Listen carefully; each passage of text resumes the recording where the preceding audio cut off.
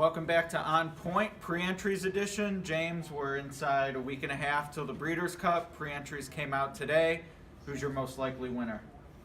I'm going to say Lady Aurelia in the turf sprint. I think she's just going to overwhelm them. I think she's going to get to the top of the stretch on the lead, and it's going to be gone.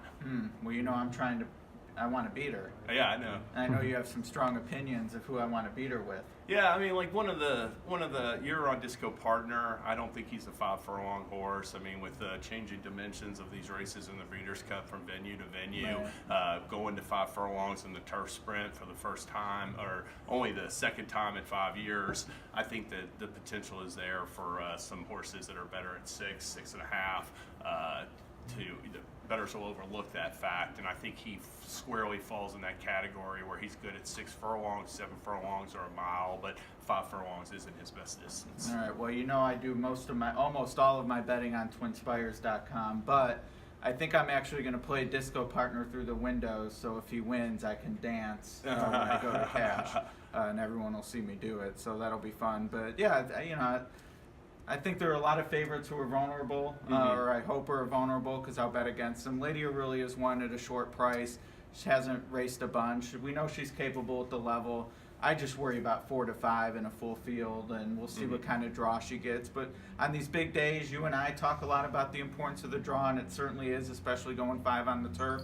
But the common bettor, they're still going to bet her if she's their pick. So I don't want to say I don't want her to get a fair shake, but at the same time, I'm going to try to beat her. So I like the fact her race in the U.S. this year at Keeneland last April. I thought Lady Aurelia was brilliant in that race. If I'm looking at a vulnerable favorite, I am going to look at a horse you like in Unique Bella. And the reason why is because, to me, I look at her, and she came back from a big layoff last time. Was off to a slow start. She has not had a race where she's been engaged from the start to the finish. She's been able to overwhelm lesser company with her just talent. But in this race here, like her career best for speed rating is a 106. We have a bunch of horses in the field. Finley's Lucky Charm, Paula's Silver Lining, even Curlin's Approval, and By the Moon has 2 105 speed ratings that are talented, hard-hitting filly and mare sprinters that she could be in a dogfight from the start to finish. Yeah. And I just think that's a situation where she could be a little bit vulnerable at short odds. She'll definitely have to earn it. You mentioned all those fillies and didn't even mention last year's winner, Finest City, who didn't run as fast as some of the numbers you said, but certainly was an okay performance. So yeah, competitive race, lots of competitive races. We'll get to the Classic and Turf Talk because we'll talk about Horse of the Year implications. I think the other 2 biggest favorites on the weekend will be Dreyfong and Bolt d'Oro. I like Dreyfong a little better. I'm nervous about Bolt d'Oro stringing 3 in a row as a 2-year-old at that level. You know, Bolt d'Oro, I thought, you know, going back, the first time I saw that front runner, I was a little bit more impressed with it than I was like in the last couple of viewings. It's interesting to see Corey Nakatani sort of like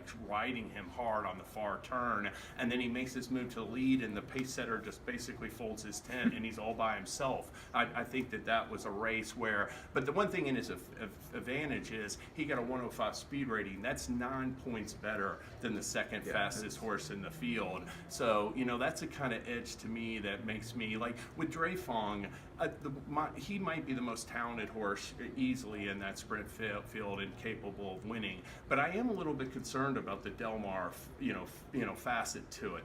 He ran there this year. He drew an inside post in a big field.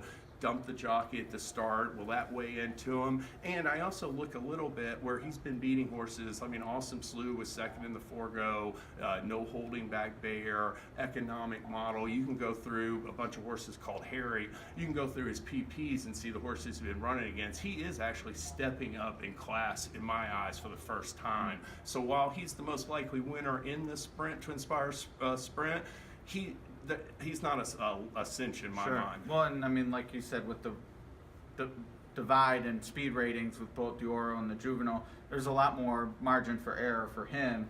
Whereas Dreyfong with the sprint 6 furlongs, I mean, obviously you can't eject the jockey, but any error could cost you in a race like that with, I think, a better field than he saw last year. I mean, Masochistic, always sort of a tricked up favorite. Right. And didn't Yeah. get the job done. This is a better group, so I'm with you completely. All right, well, we'll have some other videos. Want to talk to you about the Classic. You and I both like I don't want to say bomb, but a long shot in the mile. So we'll Okay. get into that as well. But for now, great group of pre-entries. Should be a great Breeders' Cup. Yeah, it will be a great one. Look forward to talking more about it with you. All right, and that might be in like 1 minute. So, And even out in Del Mar. Yeah, Love you there. absolutely. Yep. All right. Well, this has been On Point. Thanks.